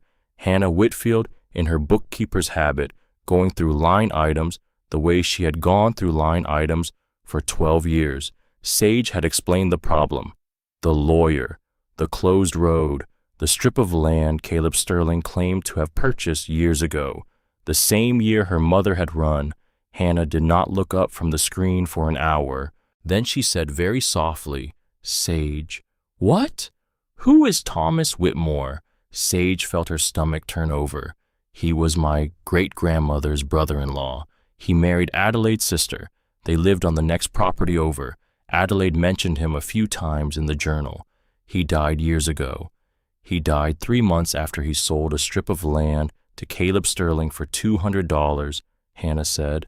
She turned the monitor so Sage could see. "That's the deed transfer.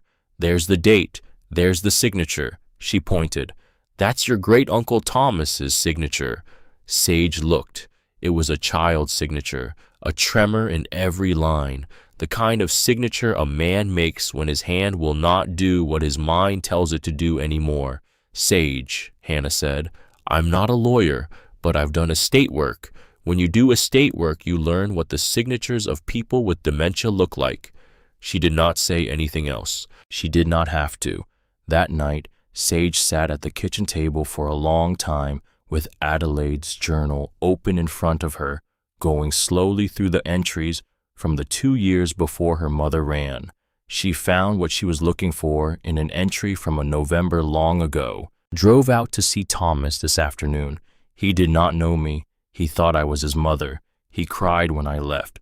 The doctor in Billings says it is the dementia and that it will get worse, not better. Helen has her hands full. I will go out and help her with him every week from now on." In June of the year, Marlene ran an entry of 3 lines. "Thomas died yesterday in his sleep. Helen called this morning. The funeral is Tuesday. He has been gone in spirit for a long time. Now he is gone in flesh." Sage closed the journal. She sat very still in the kitchen. She understood finally the full shape of what Caleb Sterling had done. He had bought a piece of land from a man who could no longer legally sell it. He had gotten the signature of a man who no longer knew his own name. He had done it in the same spring he had stood at her great-grandmother's front gate and had a conversation with a 17-year-old girl that had made her walk away from her life forever. The next morning, Sage drove into town with Hannah beside her and Liam and Ella in the back of the truck, wrapped in coats too big for them, and she asked Opal Hendricks one question. "Is there a lawyer in this town who hates Caleb Sterling?" Opal looked at her over the cash register for a long moment. She had not spoken to Sage since the night in the clinic. She looked at Hannah. She looked at the 2 children. She looked back at Sage. "There is one," Opal said. "His name is Walter Ashford. He is 74 years old, and he lives in a cabin by the river. He retired from a law practice in Billings 20 years ago because his wife died and he could not stand the city anymore. He does not take cases. He does not see people. He fishes. He reads books." She paused. "He has hated Caleb Sterling for 30 years. "Why?" "That is for him to tell you." Opal wrote an address on a scrap of paper. She slid it across the counter. She did not smile. She did not soften. But when Sage reached out and took the paper, the older woman put her hand briefly on top of Sage's hand, and she held it there for 1 second longer than a stranger would have, and that was all. It was enough. Walter Ashford answered his cabin door in a flannel shirt and reading glasses pushed up on top of his head. He was a tall, thin man with white hair and the kind of long, careful face that did not betray much. He looked at Sage on his porch. He looked past her at the truck where Hannah waited with the children. "You're the Whitmore girl." "Yes, sir. I knew your great-grandmother. Most people did." He nodded slowly, and a thin smile moved across his face for the first time. Just a flicker. He stepped back from the door. "Come in," he said. "I have been waiting a long time for someone to walk up that porch with the right last name." Walter Ashford took her case for free. He told her, sitting in front of his Riverstone fireplace with a cup of coffee in his hand, the part of the story Opal had not told her. Some years before Marlene ran, Caleb Sterling had done the same thing to another family, the Bracewells. They had owned a ranch east of town for 5 generations. The old man, Aaron Bracewell, had a stroke that left him weak in the head, and one afternoon Sterling came around with a set of papers, and within 6 months, the Bracewell ranch was gone. The son who lived in Denver tried to fight it. Walter Ashford had been his lawyer. They had lost. Aaron Bracewell died of a second stroke a month later. The son moved to California and never came back to Montana. Sterling had a cousin in the sheriff's office back then, Walter said. "Same cousin who buried whatever your mother tried to file. I always thought there was more. I never had the evidence to chase it. I never had a Whitmore willing to chase it with me." He looked at Sage over the rim of his cup. "You willing?" "Yes, sir." "You understand what this will cost. Not money. I am not charging you. I mean what it will cost in time and in fight. Sterling will come at you. He will come at the people around you. He has lawyers in Billings I cannot match in numbers. He will not give up an inch. He has already done all of those things, Mr. Ashford." Walter Ashford nodded once, very slowly. He set his coffee down. "All right then." The next 6 weeks were a kind of war Sage had not known she was capable of fighting. Walter went to work in his cabin, and at the county records office, and at the state archives in Helena. He requested deed transfers. He requested the medical files of Thomas Whitmore from the 2 years before his death, which had been kept by a small practice in Billings that had since closed, but whose records had gone into a county warehouse. He had a friend at the state bar who knew a friend at the Department of Health, and the medical records came. The medical records were a wall. Diagnosis: severe dementia with progressive cognitive decline. 2 years before the sale. Patient is not legally competent to enter into binding agreements. Signed by Dr. Lawrence Hendry, Billings, Montana. The deed transfer was dated in the summer of the year Marlene ran, 20 months after the diagnosis. Hannah Whitfield wrote up the bookkeeping summary that connected the dollar amounts. $200 paid for a strip of land that at its current assessed value was worth $38,000. The transaction had been recorded without witnesses. The notary stamp had belonged to a woman who had worked at Sterling's ranch as a part-time secretary. But it was the police report that Walter found last, and it was the police report that broke the case open. He found it in a county evidence locker in a folder that had been miscatalogued under the wrong year for 2.5 decades. A complaint filed March 12th of the year Marlene ran by a 17-year-old girl. The girl's name was Marlene Whitmore. The complaint alleged that one Caleb Sterling had forged the signature of one Thomas Whitmore on a draft deed of sale that had not yet been recorded with the county. The complaint included a description of the document. It included 2 pages of handwritten notes by Marlene listing the discrepancies. It even included a photocopy, smudged but readable, of a real Thomas Whitmore signature from a piece of mail Marlene had taken from her great-uncle's house months earlier. The two signatures did not match. The complaint had been received by the sheriff's office. It had been stamped with a date. It had been assigned a case number. And then 23 hours later, it had been marked closed, no action, and filed away in the wrong folder, in the wrong year, in a locker no one had opened since. The sheriff who had signed off on the closure had been Caleb Sterling's first cousin. The sale was finalized 5 months later in the late summer, after Marlene was already gone.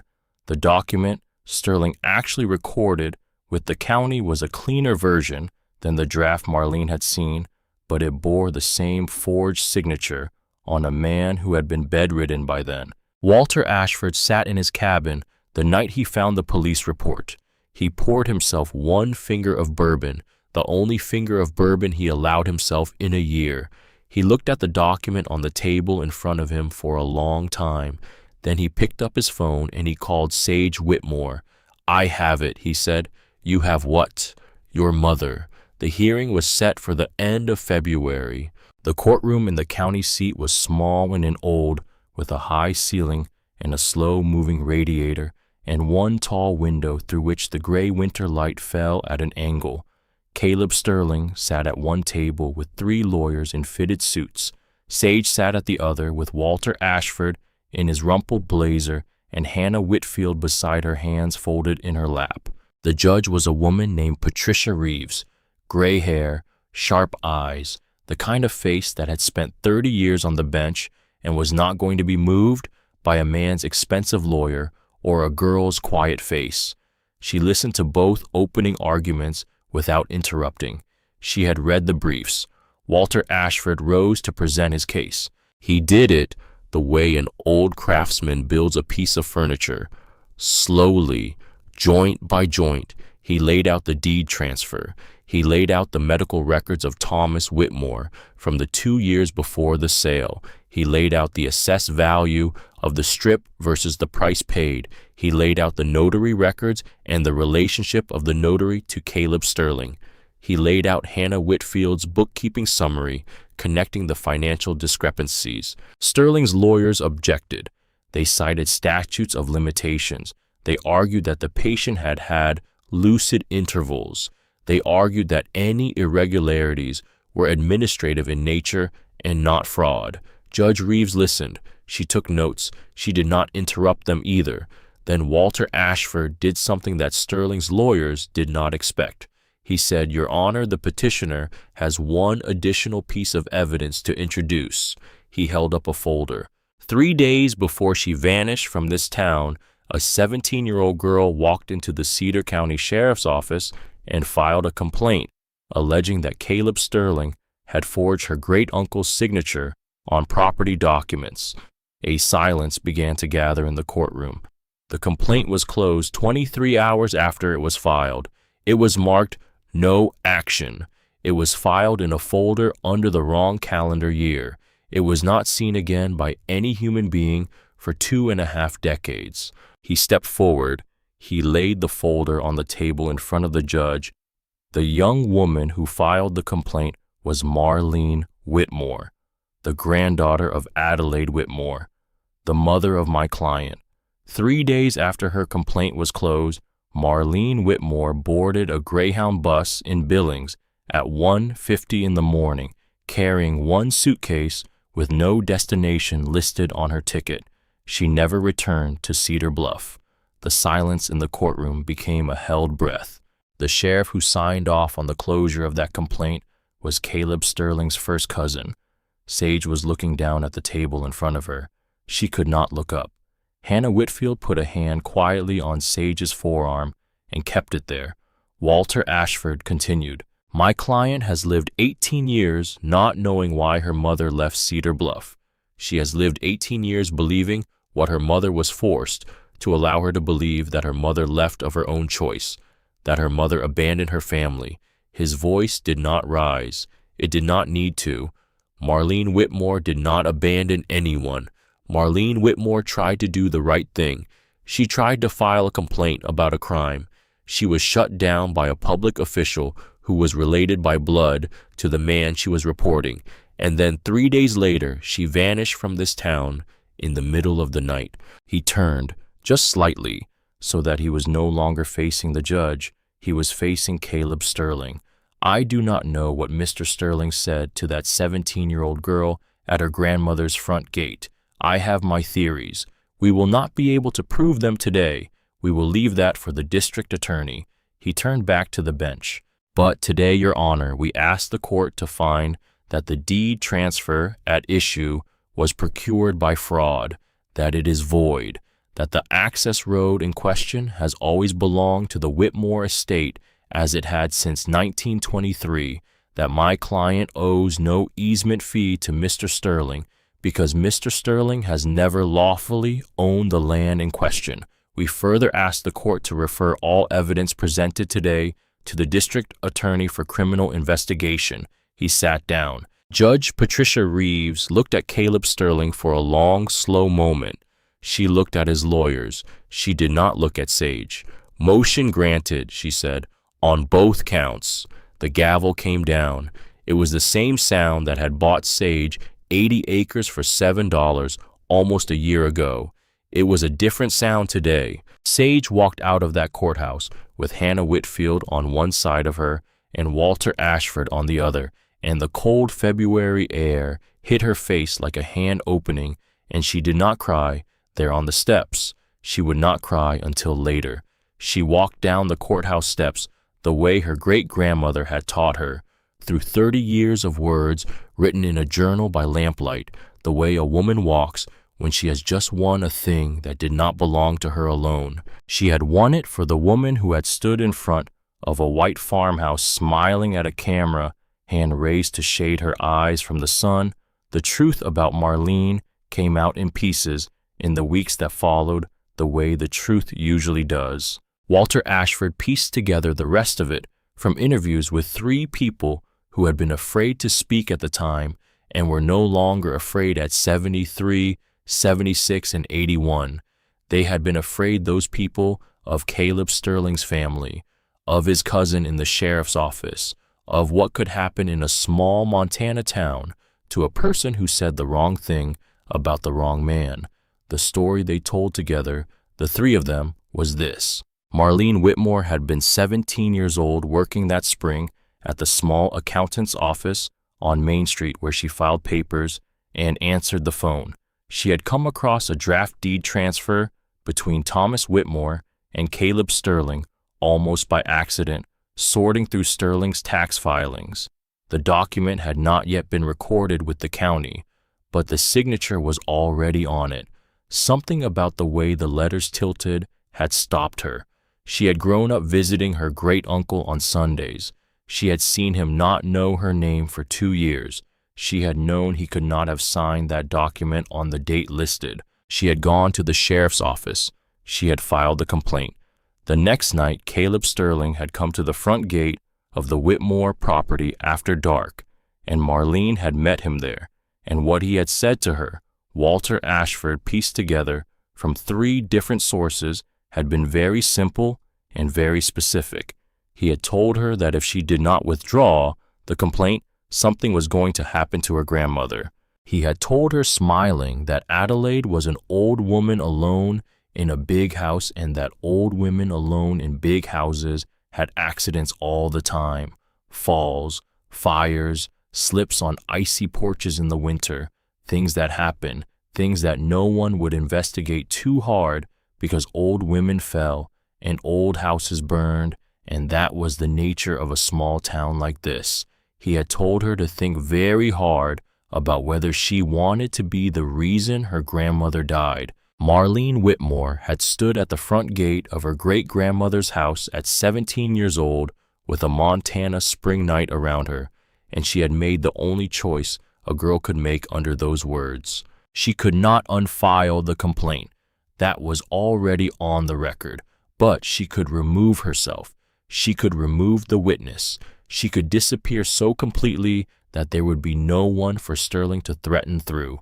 No daughter, no granddaughter, just a stubborn old woman alone in a house who knew nothing, who could be left alone. She had packed a suitcase that night.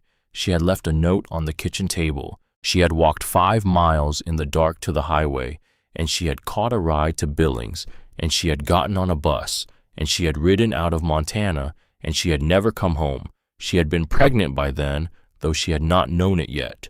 The young man she had been seeing, a quiet boy from a farm outside Cedar Bluff, did not even know she had left until she had been gone 3 weeks. He looked for her for 2 years. He did not find her. He died in a tractor accident on his family's farm a few years later at the age of 20. He had not known he was Sage's father. Marlene Whitmore had raised her daughter alone in a small apartment in Nebraska, working 2 jobs, never going back to Montana, never writing to her grandmother because she believed with a 17-year-old's terror that had never quite let her go, that any letter she sent might bring Caleb Sterling to Adelaide's door. She had died in a car accident on a winter highway when Sage was 4 years old. She had never gotten to tell anyone what had happened to her, until now. Sage walked out to the oak tree at the back of the property the evening she heard the full story. It was the tree Adelaide had planted in 1955, the year she married. It was 100 feet tall now. It had bark like dark armor and a crown that moved in the wind the way old slow animals move. Sage stood under it for a long time with her hands in the pockets of her great-grandmother's coat, and she watched the late February sky turn from gray to a soft pale pink. "Mama," she said it out loud, to the tree, to the sky, to the long, wide Montana evening. "Mama, you didn't leave me. You didn't leave any of us." The wind moved through the oak. The light moved across the prairie. She stood there until the first stars came out, and then she walked back up to the house, and she opened the front door, and the lamp in the front window was burning, and inside Hannah was reading a book by the stove, and Liam and Ella were drawing pictures on scrap paper at the kitchen table, and Sage Whitmore understood in that moment that she was not the last Whitmore woman in this house. She was the first Whitmore woman in this house in a quarter of a century to come home. The investigation took 8 months. It found in the end more than Caleb Sterling had ever expected. It found the Bracewell Ranch. It found 2 other properties acquired through similar paperwork. It found a pattern of fraud reaching back into the mid-1980s. Sterling did not go to prison. He had good lawyers. He had money. But he lost the things money cannot quite buy back: his reputation, his banks, his business partners. By the end of that year, he had been forced to sell most of his ranch to pay the legal fees and the civil settlements. He left Cedar Bluff on a November morning, driving down the same county road he had once tried to close. Sage was on the front porch drinking coffee when his truck went past at the bottom of the property. She did not wave. She did not need to. There was no longer anything to say. Silas came back to the farm in the spring. His shoulder had healed. His ribs had healed. He brought with him, when he came up the long drive in the back of his mother's pickup, a small wooden sign carved by his own hand, the letters burned in with a careful precision Sage had seen him use only on the things he loved. Whitmore Farm, Essendino, 1923. "For the gate," he said, "when you're ready." He said it on the porch rail. He did not stay long that first visit. He came back the next week, and the next. He helped with the planting that spring. He helped Liam build a coop for the new chickens. He fixed the engine on Adelaide's old truck.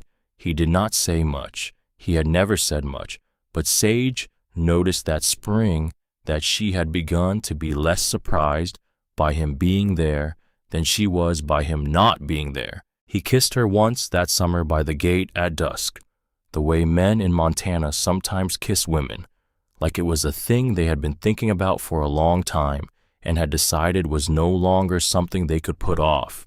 After neither of them said anything, they walked back up the road together, slow in the long blue summer evening. That was how it began. That was all. Opal Hendricks came back too on a Sunday in April with a casserole dish in her hands, and her white hair newly cropped and her old wool coat unbuttoned in the warming weather. She stood on the porch and she said, "I was wrong about you, Sage Whitmore." "You weren't wrong, Opal. You were scared. There's a difference." "I am too old to be scared. I am going to start over." She came inside. She sat at the kitchen table where Adelaide had sat for 60 years. She stayed for dinner. She came back the next Sunday and the Sunday after that, and within 3 months it had become understood, without anyone saying it out loud, that Opal Hendricks ate Sunday dinner at the Whitmore farm now, the way Adelaide had eaten Sunday dinner in town, the two old women trading places across the long arc of half a century. Verna Caldwell visited in July on a swing through from Billings. She did not move back. Her life had moved on, but she stayed 3 days. She sat in the kitchen and drank coffee with Sage and Hannah and laughed for the first time in years. Before she left, she handed Sage a small frame photograph.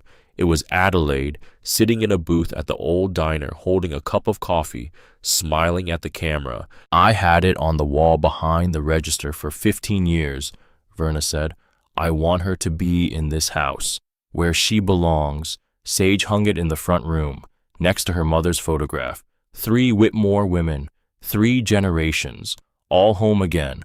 The lighthouse did not have a name until the second winter.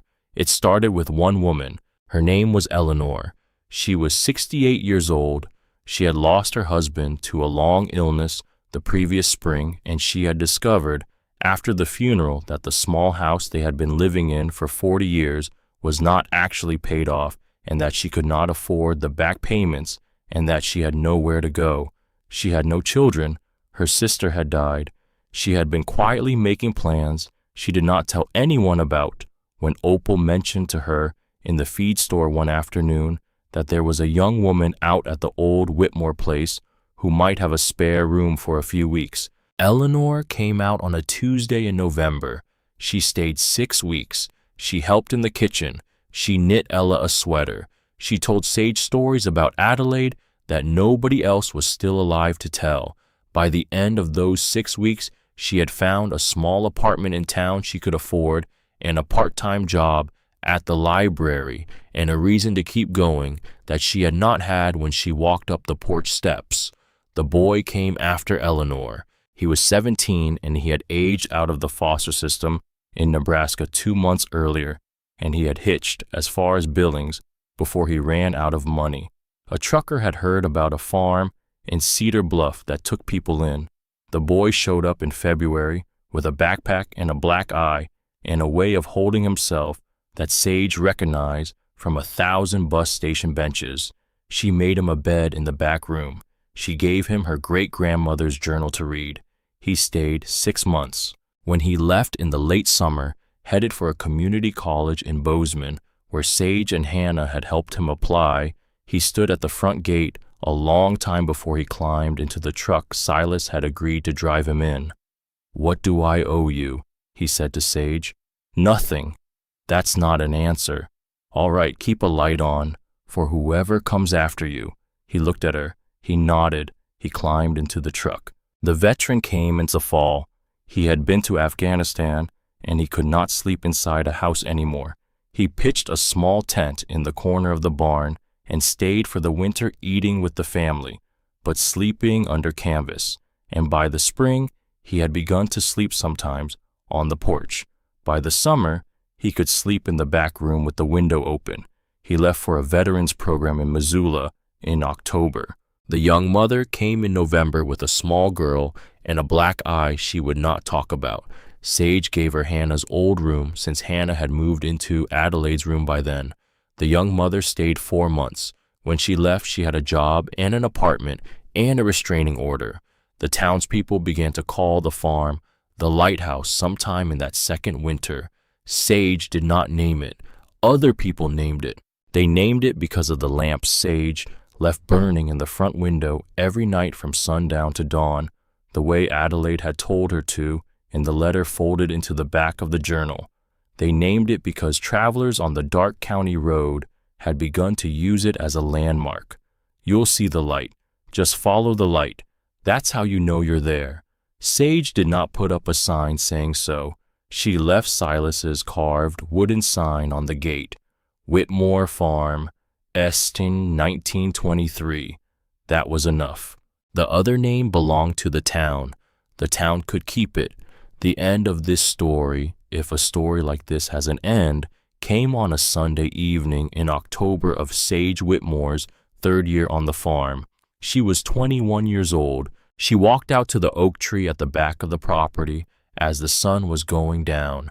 She wore her great-grandmother's coat, the same coat that had walked through 3 blizzards in 3 different decades to save 3 different families. The trees were turning.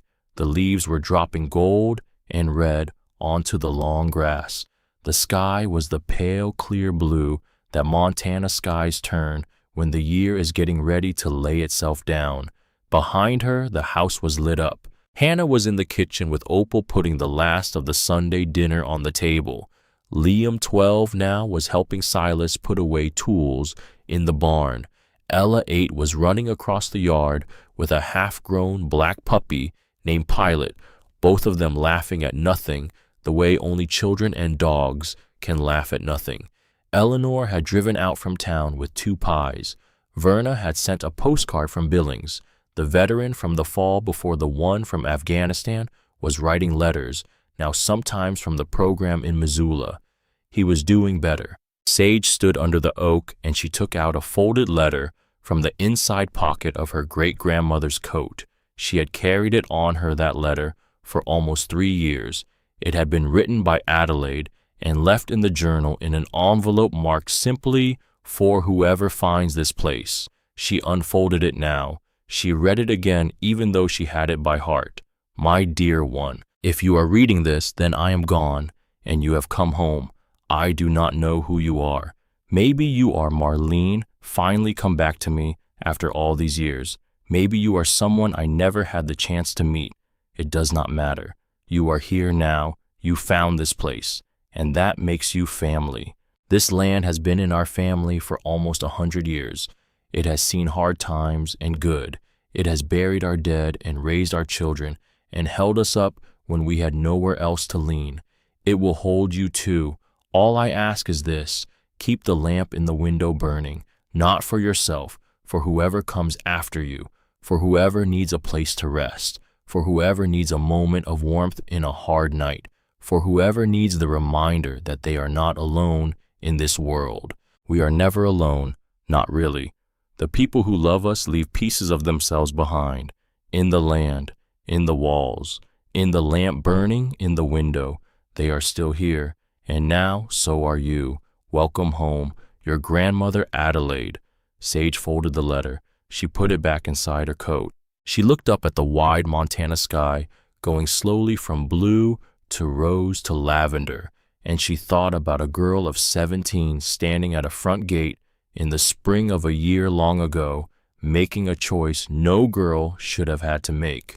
She thought about that same girl raising a daughter, alone in a Nebraska apartment, never riding home, dying on a winter highway with the address of the farm she could not return to folded somewhere in her wallet.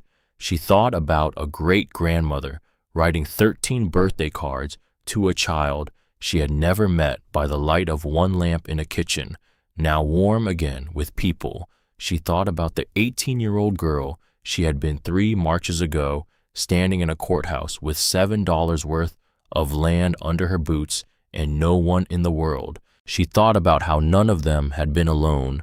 Not really, not in the end. "Mama," she said quietly to the sky. "Grandma, I'm home." She turned and she walked back up the long grass path toward the house. The kitchen window was full of yellow light.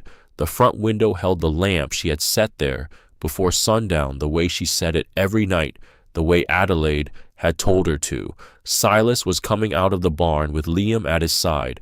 Ella came running across the yard with the puppy at her heels calling Sage's name. Hannah was on the porch holding open the door. The light from inside the house fell out onto the grass. Sage walked into it. She closed the door behind her. The lamp in the front window kept burning. the way it would burn every night for as long as Sage Whitmore lived in that house. For Marlene, who had not been able to come home. For Adelaide, who had waited 30 years. For a boy from Nebraska who would one day pass it on the highway and turn his head. For a young mother in a borrowed coat with a child in her arms.